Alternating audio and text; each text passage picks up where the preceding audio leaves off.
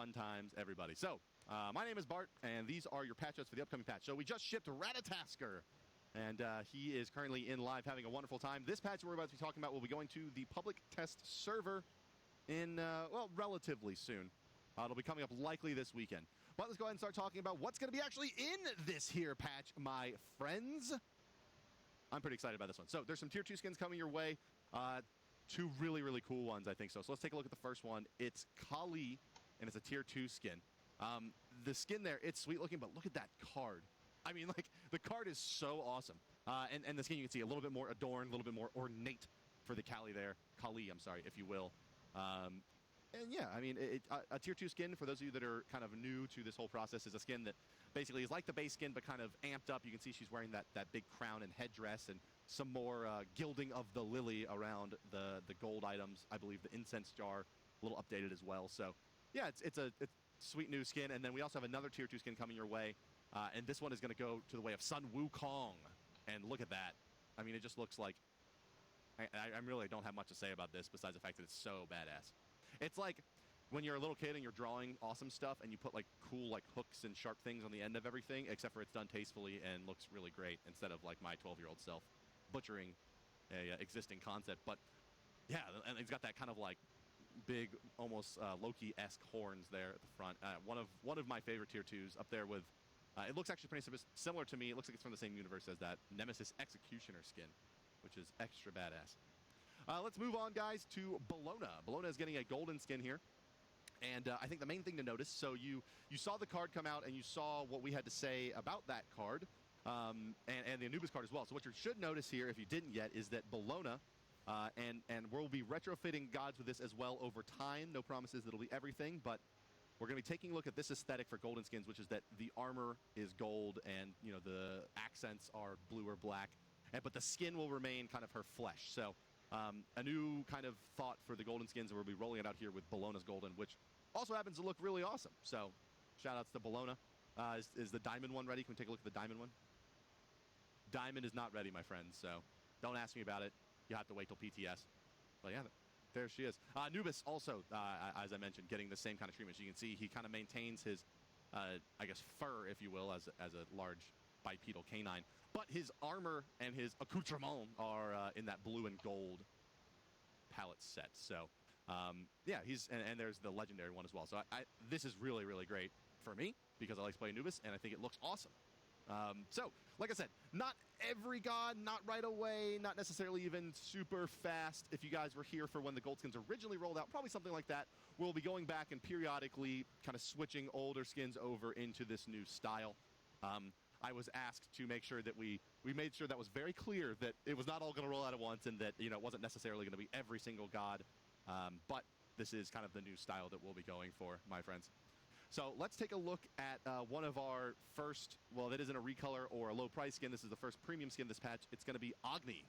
All the world's a stage. The Triumph and Agni skin here. And you can see it's rather Shakespearean. Welcome to the Globe Theater, my friends. As there he is. And look at him. He's pretty sweet, isn't he?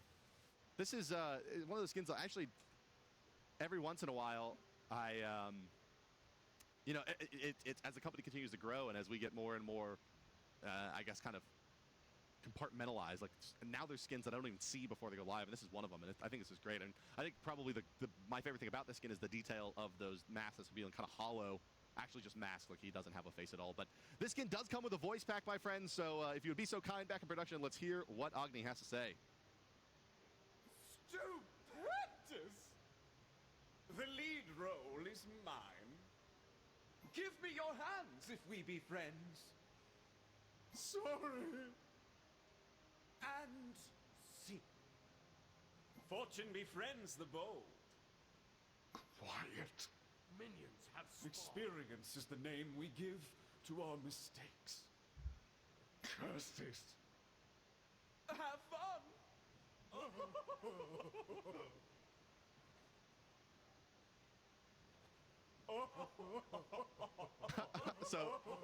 So the one head is like dumb, I guess. It's like laughing like a... what an idiot. Yeah, so this is your Stratford upon Avon Shakespearean Agni skin. Man, Agni gets all the good voice packs, doesn't he? Between Swagni and this one here. Loving it. But another skin, this is the one that I teased through my Twitter, guys. This is Cupid's Busy Bee skin. Bzzz. And look how cute that is. I mean, I guess it's a Cupid skin, right? Like, what you see is what you get. It's a little cute kid dressed up in a, like, sweet little outfit. Look at him. Not the devil this time, not a forest nymph, but just a bumblebee. And you can see he has sparkles and little bees as well. And he has ability changes, so let's take a look at those. Heart Bomb. Well, we need to see that hit something, you goobers. Oh, look, he has little honeycombs. See, Cupid gets all the good mesh swaps for his abilities. Yeah, you spawned it on your own team. Come on, guys, get it together. There we go. Yeah, look at that. So it's all like these beehives, not honeycombs. Beehives seem to be his thing. Oh, leaves grass and little bee particles. This is a great looking skin. And then what's the ultimate? What does he grow? Oh, they're little flowers. What a cutie, this guy. This is Busy Bee, Cupid Busy Bee. And this, I believe, is part of the Summer of Smite, if I'm not mistaken, as well, as you saw on that landing page. That's what that floating bee floaty is in the middle of the ocean. Awesome looking skin. So kudos to the effects team here. This one looks great. Let's take a listen to his voice pack, which is sure to be shrill and annoying. Woohoo! Can't be like me. That's the bee's knees. Sorry. Good game. Be positive. Hush, please. That's too bad. Buzz up. Keep on buzzing.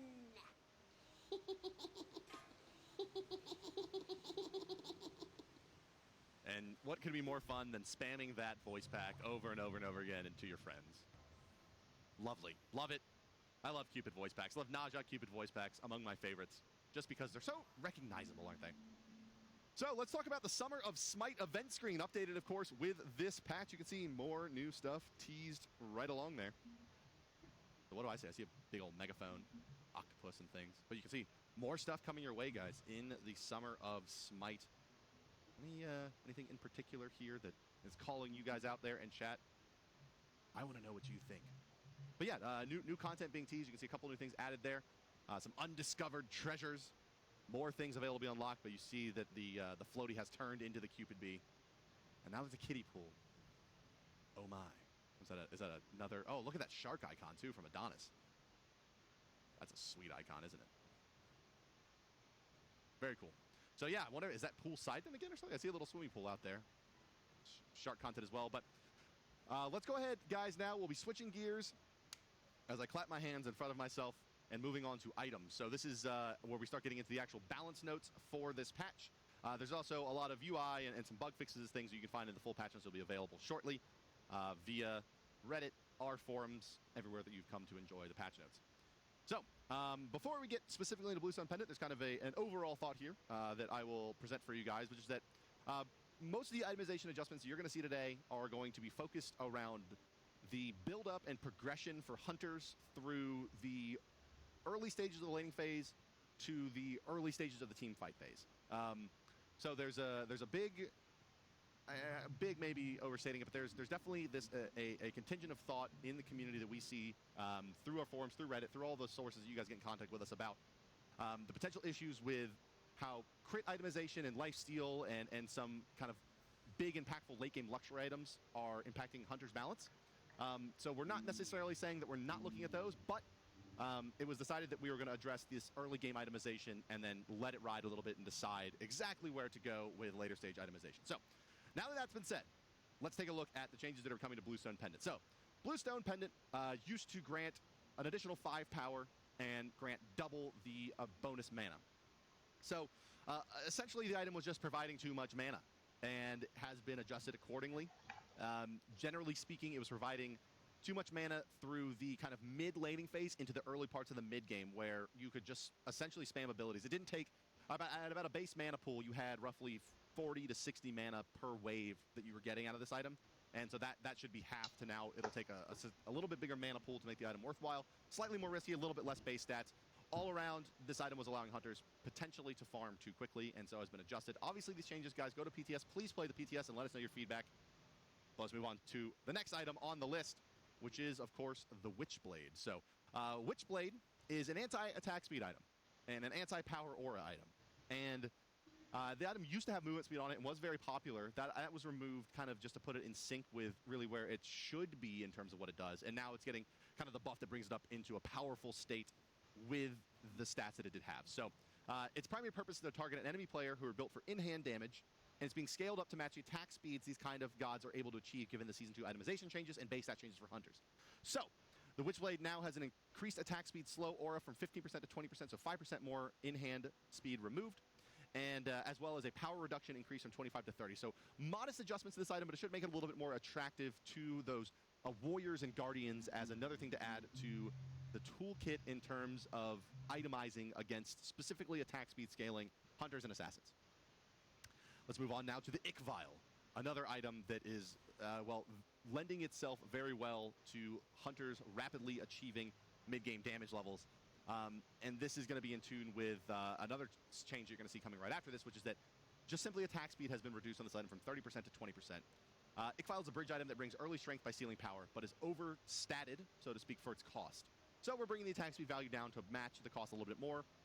This was favorable to increasing the price of this item, as I think it's important, and the balance team thinks it's important that there's itemization options that aren't all necessarily building towards the same goal at the same time. So what I mean by that is not necessarily always boots into Lifesteal Executioner, into crit, into pen.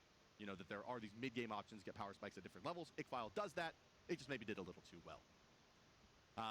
Next up on the list, the Executioner.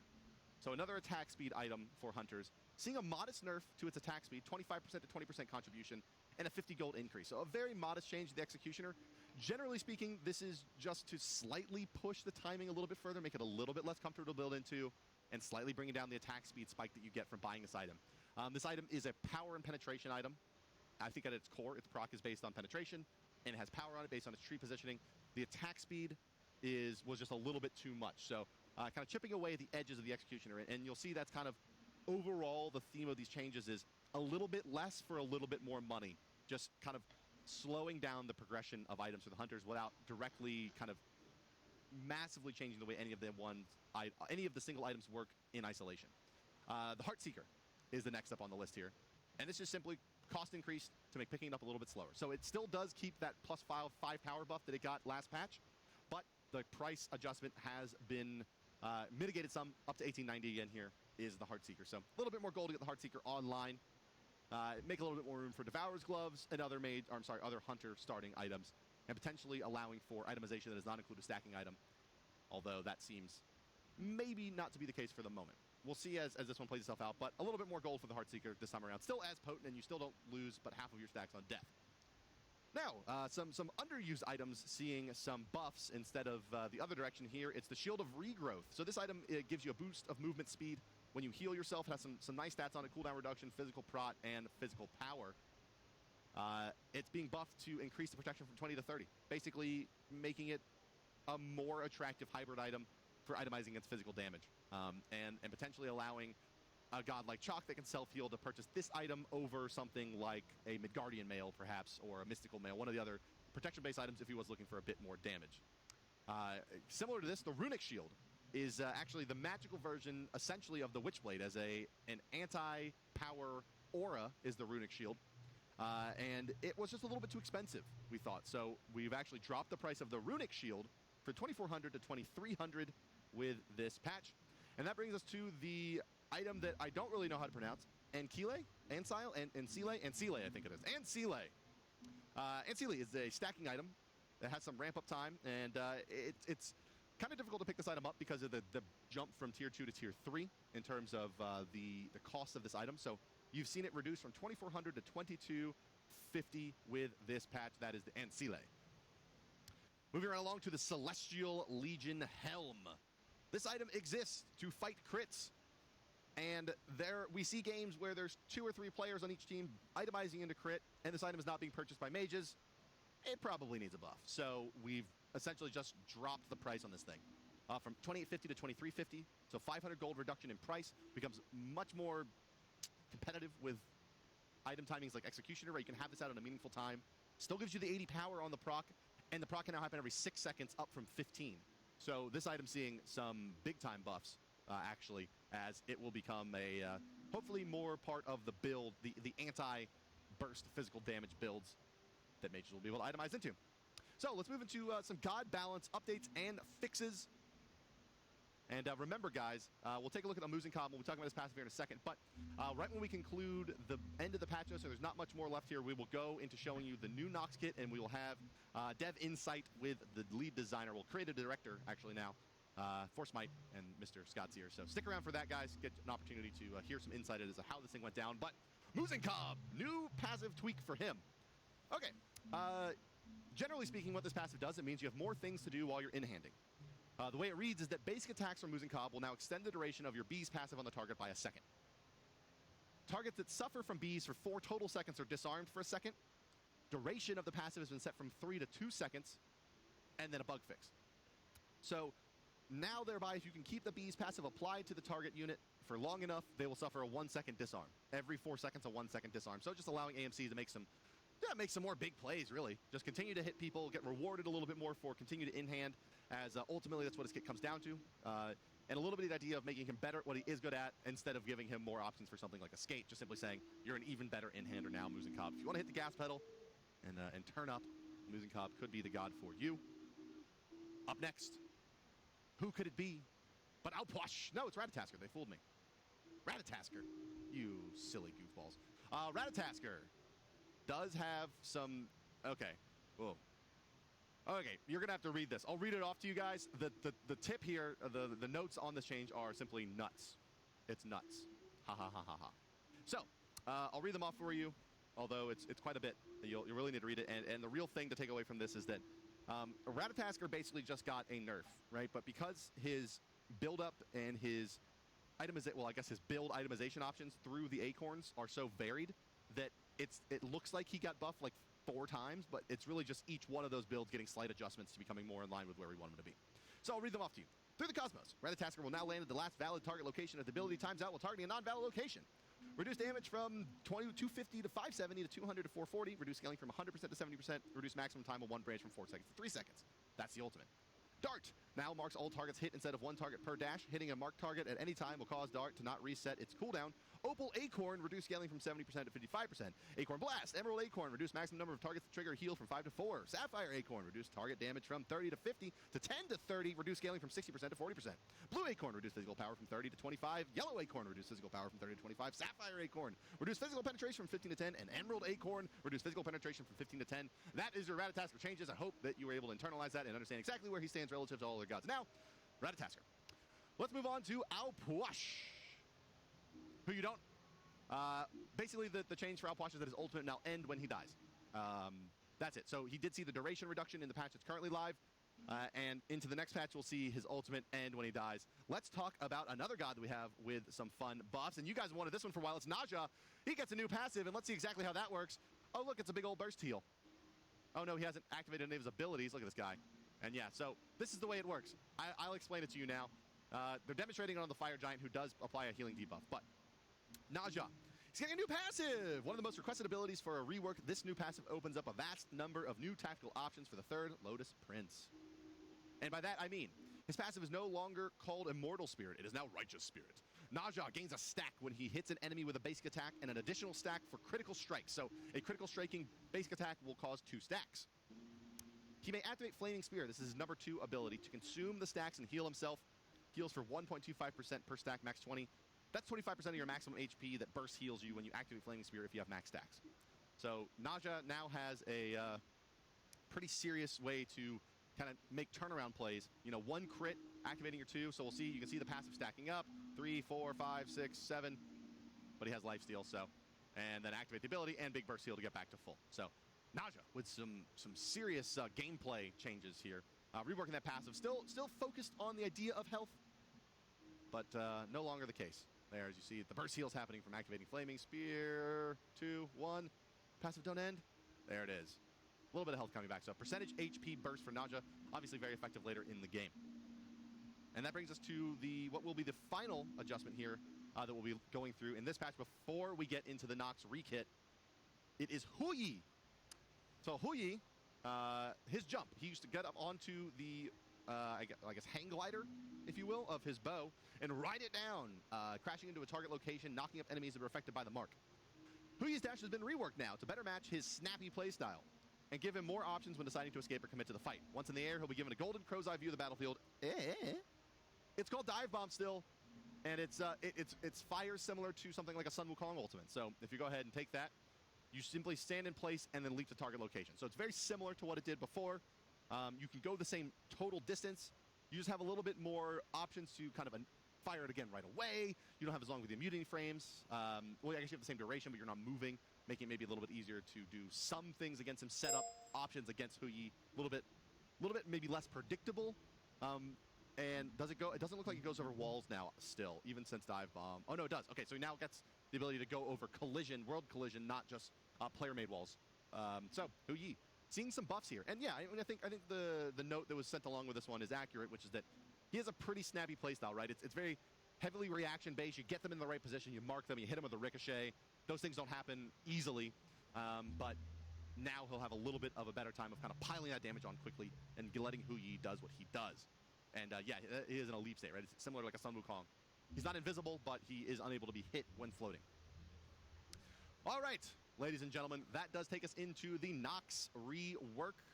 So welcome back to the desk. Welcome, Scott, to the desk. Oh, thank you.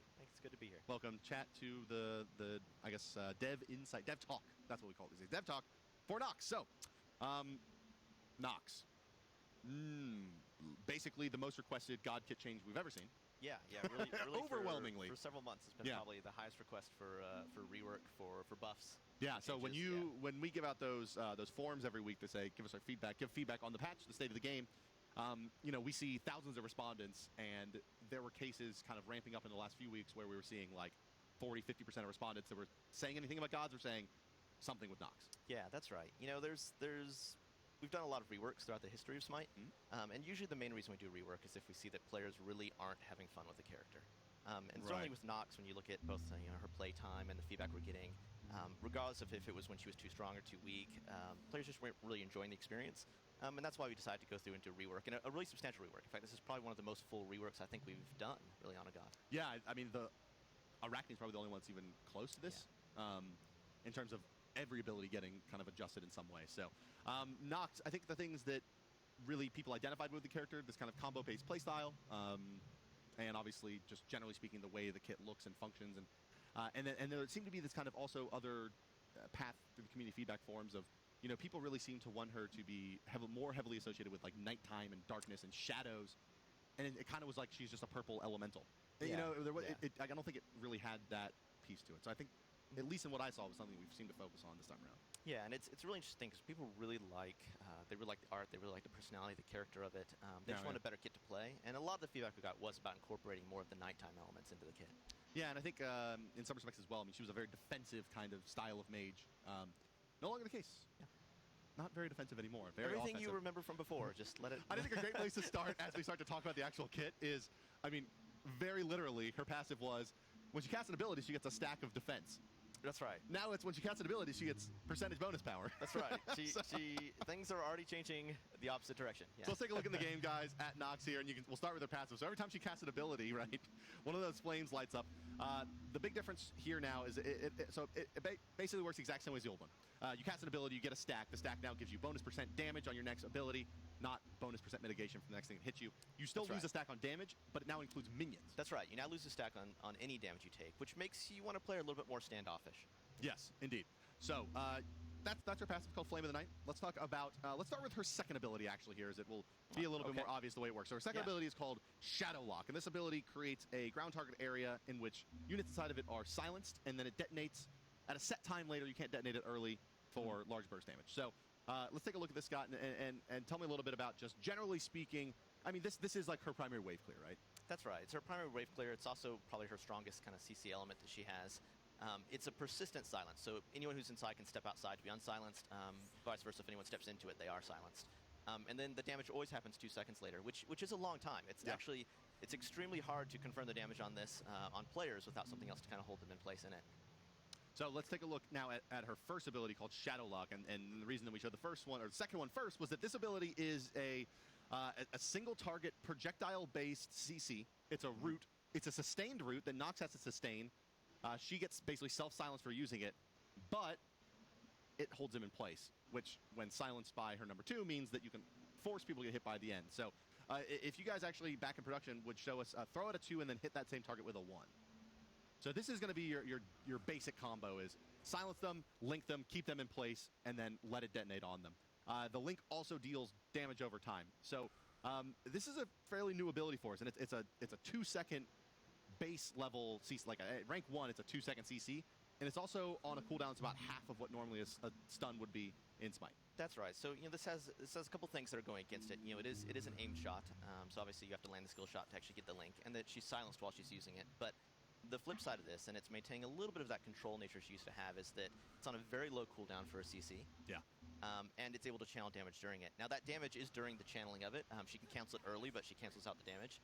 Likewise, if she is CC'd or stunned, that damage also stops as well. That's right, yeah. So she has to channel it, and yeah, she self-silences. In fact, she can't in-hand either, can she?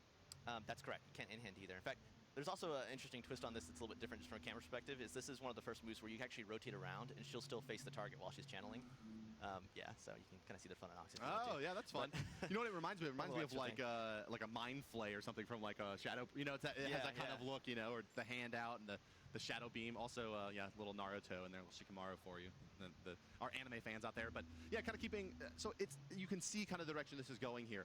Similar style abilities, a little bit different twist on them, and something that's a little bit more kinetic and fun, we hope. So yeah, and I saw someone in chat saying it, and you're right. I mean, a silence and a root is effectively a stun. That's right. So she kind of has that 2-part CC that adds up to. I guess you can still run around. So it's not as long as it's not a hunter shooting at you. But. Right. Yeah. It's not a disarm. Also, I guess that's worth right. noting. It doesn't disarm. It's a complete immobilization, right? It's not a don't act. It's a don't move. Right. While channeling, also actually, she doesn't have the strafe penalty right there, so you can dodge shots while you're trying to hold people in place. So yeah, so you get essentially bonus movement speed laterally and behind you. That's right. When this is active, giving you a little bit more ability to kind of juke around. I think this is probably for a new ability in the game is probably one that we're pretty interested in your feedback on. How does it feel? Because it's one of the few abilities in Smite that we're gonna attempt to ship here now into PTS, at least with a significant downside to it. And Achilles Spear took a couple iterations to get to the right place, and so we're definitely interested in hearing what you at home have to hear about the Shadow Lock and how it interacts with Siphon Darkness, which you know now as her large circle spell. So let's move into her third ability. This one's a little crazy. Let's actually just show her. Her ultimate's a little bit easier to explain than the third ability. Okay. So let's start with the ult. The ultimate's called Night Terror, and this is a fairly straightforward ability. She basically summons, but via kind of a long duration animation, a large ball of energy, of kind of this nether energy, and then fires it, and it has a fairly slow projectile time, and then will explode at the end of its firing length, which is about the same as a raw snipe, or if it hits a wall, or if it hits a player, but not minions. That's correct, yes. Haha, I did it. Okay. So actually back us way up and fire an ultimate at Odin. So yeah, it has roughly the same distance as a raw snipe, but as you'll see, it happens over time, not instantly. She fires it, and then boom, there it goes. So, and it explodes in a 20-foot AoE, basically? That's correct, yes. So, what else is a 20-foot AoE? Like, what's something that's like relative to that same size? Relative to that same size? Well, actually, her Siphon Darkness is. It's also 20 feet?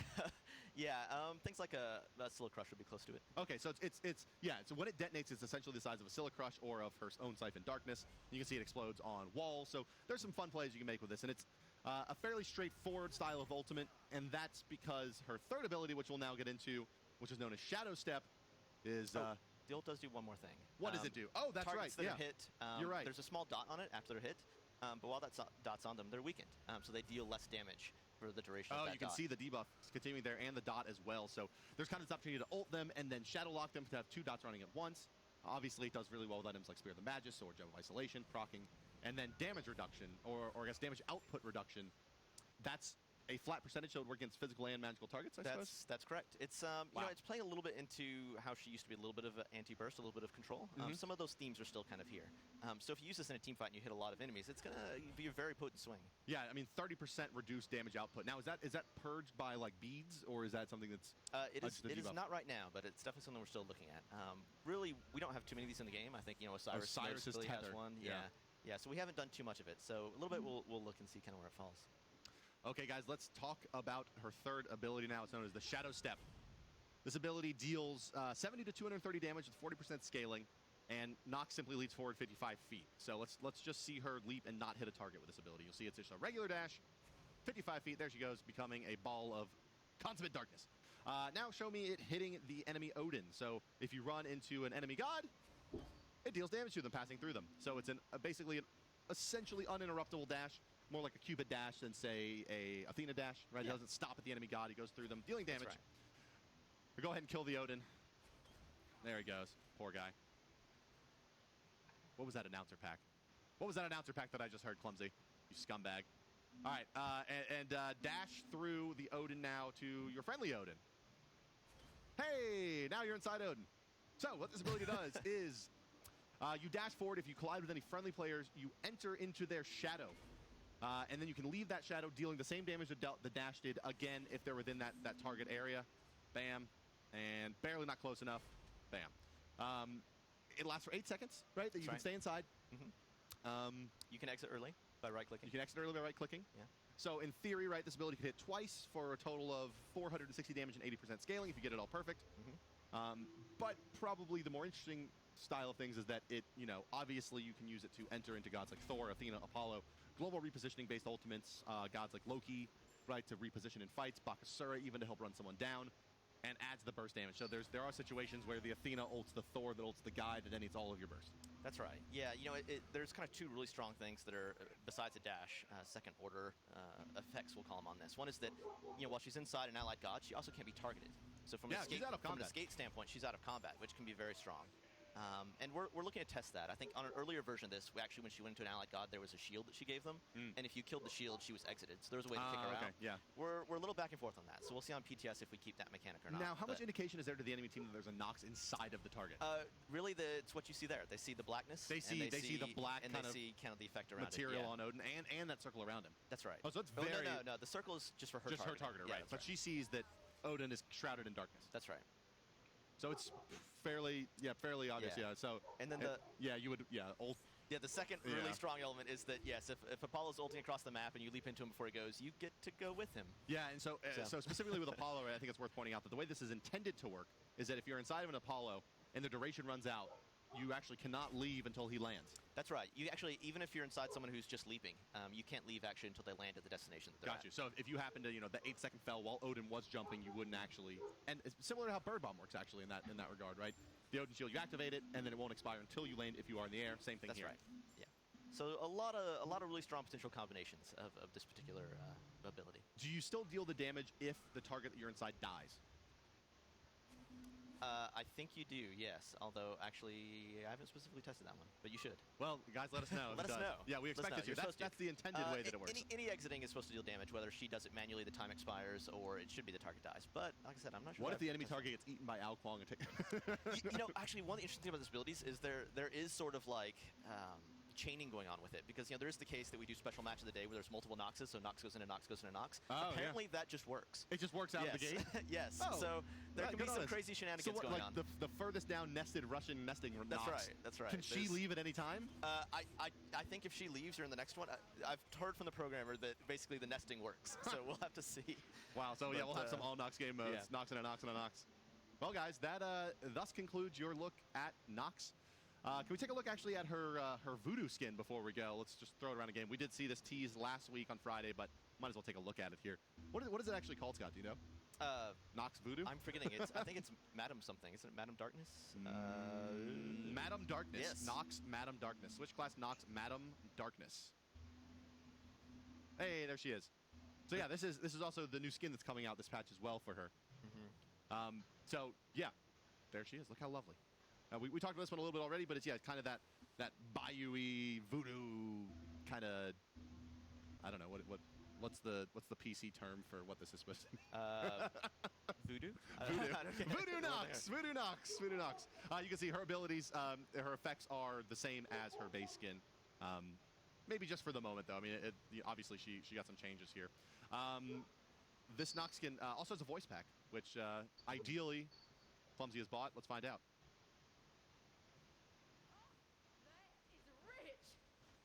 I'm much more than just pins and dolls, darling. I am merciless. I warned you. Never income. You're on your own now. Hush, child. I don't waste tears for the dead. I refuse to pay my dues. Hard days deserve a harder night. There we go, ladies and gentlemen. Thus, now finally concludes our patch notes for the upcoming patch. So when is this thing's shipping like around when? When's like the targeted date? We're going into PTS with this ideally this weekend. That's right. And then there'll be 2 weeks of PTS testing. And No, then, I think then it'll be the following week. You know what? Let me double check. Soon, yes. Soon. It's coming soon. Ratatasker just shipped, guys. You can find all the patch notes. They will be on our official forums at forums.smitegame.com. You can find them on the Reddit at reddit.com/r/smite. You can follow Scott on Twitter at HirezScott. You can follow me at HirezBart. And you can follow your own shadow. I don't know, Nox pun. Thank you all for watching today, and we will be back next Friday with either some fun spoils or more patch notes, and always the esports pick'em show. So Fridays at 4 is your time to enjoy. But we're not done just yet, guys. We're going to toss it over to Amanda and David, I believe, is over there, and they're going to be throwing down on Xbox Smite, giving you it's Yvonne and Amanda giving you a little bit of an update on exactly what's going on with Xbox and playing some games with you guys, so don't go anywhere.